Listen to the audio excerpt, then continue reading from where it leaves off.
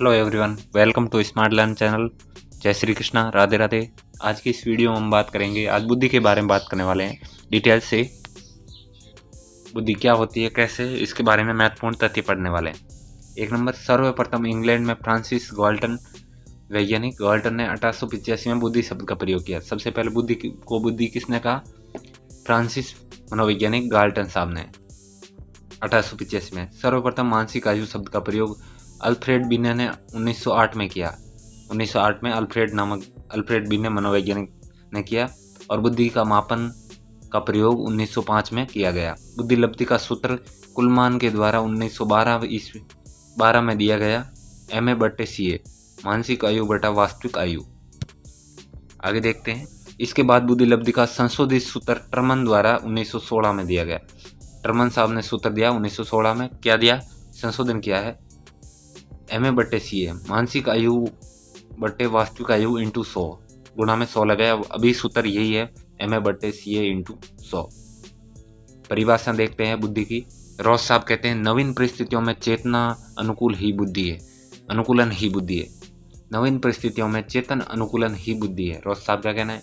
मन का कहना है, नवीन परिस्थितियों को झेलने की मानसिक की नम्यता ही बुद्धि है।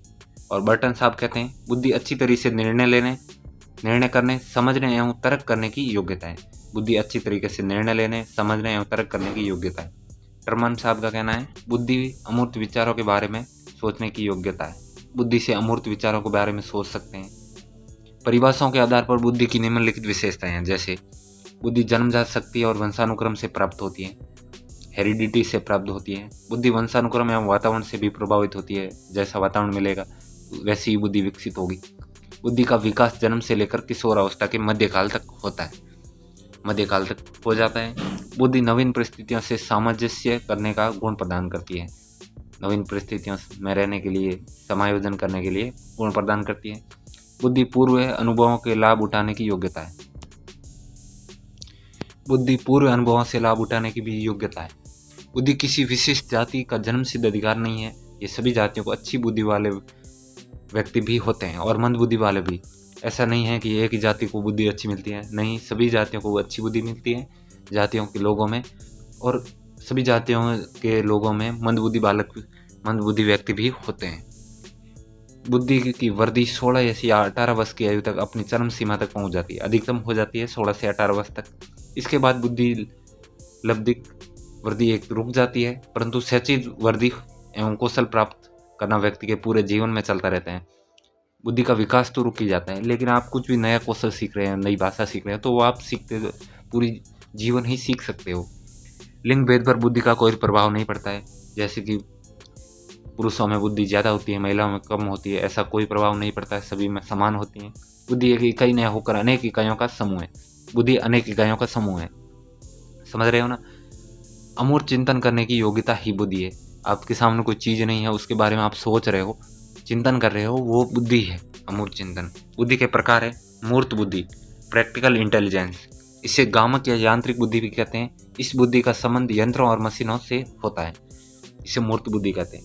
अमूर्त बुद्धि, अब्स्ट्रैक्ट इंटेलिजेंस, ये गणित के सूत्रों को हल करने, साहित्यिक रचनाओं की सौंदर्य अनुभूति में अमूर्त बुद्धि ही है।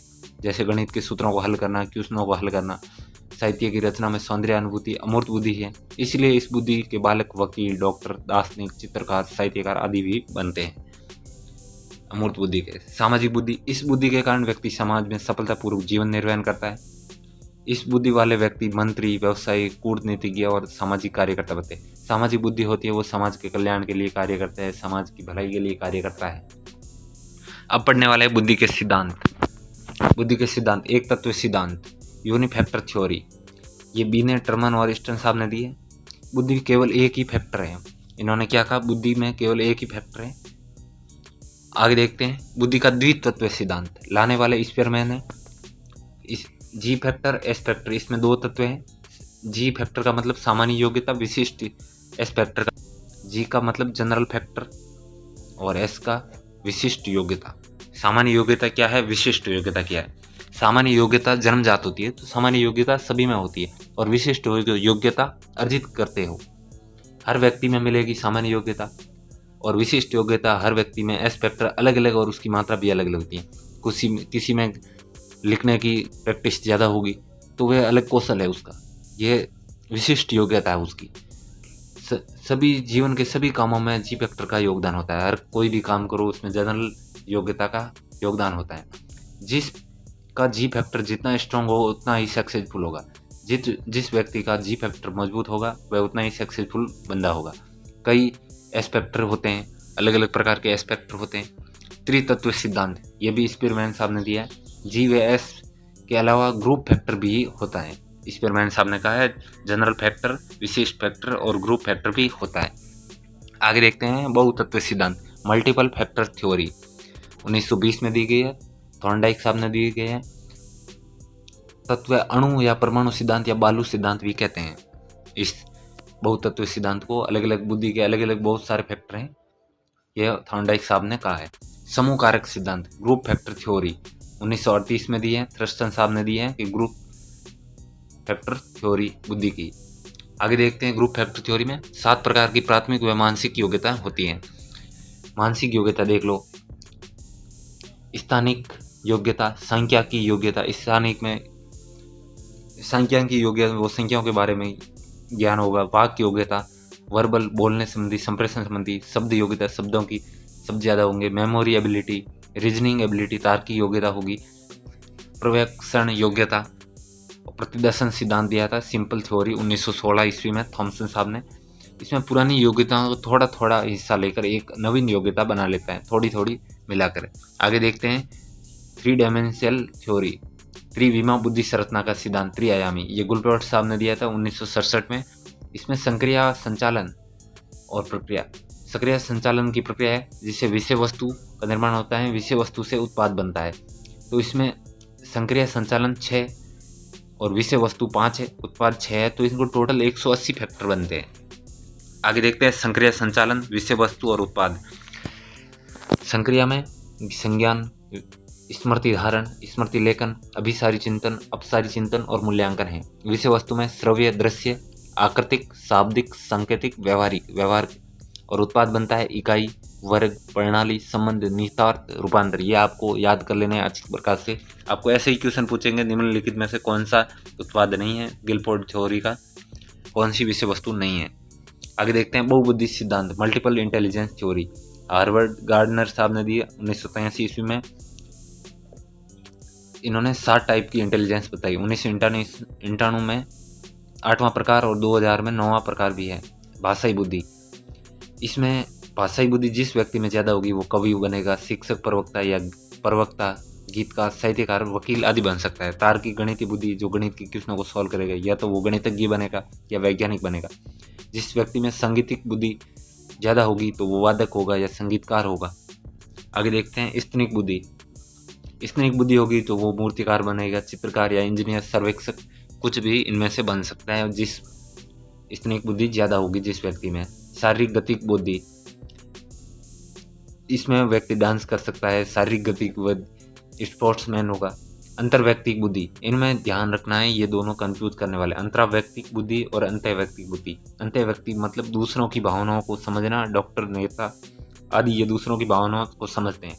अंतर्वैयक्तिक बुद्धि वे अपने स्वयं की, अंतर्वैयक्तिक, इसमें देखो अंतर्वैयक्तिक है, अंतर्वैयक्तिक है। अंतर्वैयक्तिक तो दूसरों की भावनाओं को समझना, अंतर्वैयक्तिक अपने स्वयं की भावों और विचारों को समझना, जैसे साधु संत अपने भावों विचारों को समझते हैं। प्राकृतिक बुद्धि, प्राकृतिक बुद्धि किसमें होगी? किसान, जैविक वैज्ञानिक होगी, वो किसान या जैविक वैज्ञानिक होगा।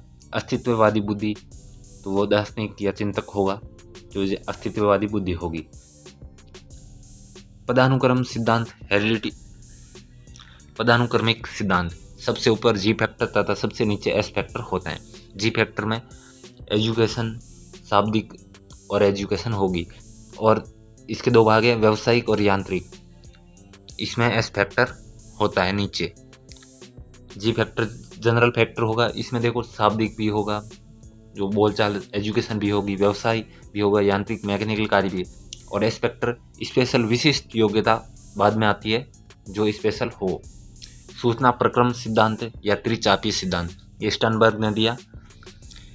इन्होंने 3 भागों में बांटा है। घटिकीय बुद्धि या विश्लेषणात्मक, इसमें समस्या को हल एक लेवल को एनालिसिस करके समस्या का समाधान करता है, विश्लेषण करता है। और सेकंड लेवल दिया है अनुभवजन्य बुद्धि, वे अपने अनुभव के आधार पर सृजनात्मक तरीके से प्रॉब्लम का सॉल्यूशन निकालता है अपने अलग तरीके से। और संदर्भात्मक या व्यवहारिक बुद्धि, दिन प्रतिदिन की समस्याओं का समाधान हेतु काम आती है, कार्य करती है। ये थी बुद्धि के बारे में। कल हम बुद्धि के परीक्षण पढ़ने वाले हैं। वीडियो पसंद आया तो स्मार्ट लर्न चैनल को सब्सक्राइब करें, ज़्यादा से ज़्यादा शेयर करें। इसमें से आपको सीटेट में 2 से 3 क्वेश्चन देखने को मिलेंगे, तो लाइक ठोक दो। जय हिंद, जय भारत।